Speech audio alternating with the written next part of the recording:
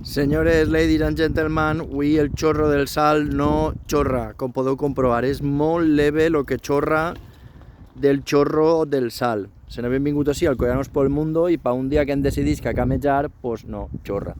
Havem preparat un vídeo un poquitiu més extens, més llarg, per informar de tots els rius que ens envolten, si és el Barxell, si és el Molinar, si és el Riquer, el Polop, etc. I aquest vídeo el publicarem en breve.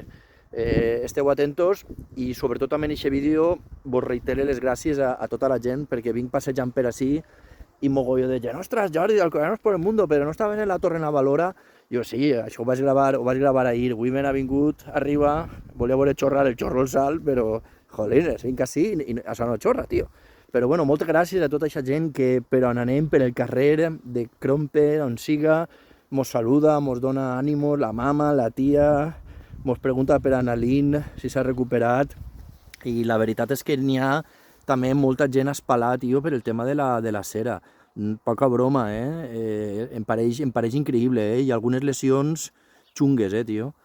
Bueno, ànimos a tots de veres i supergràcies, però bueno, avui el xorro no xorra.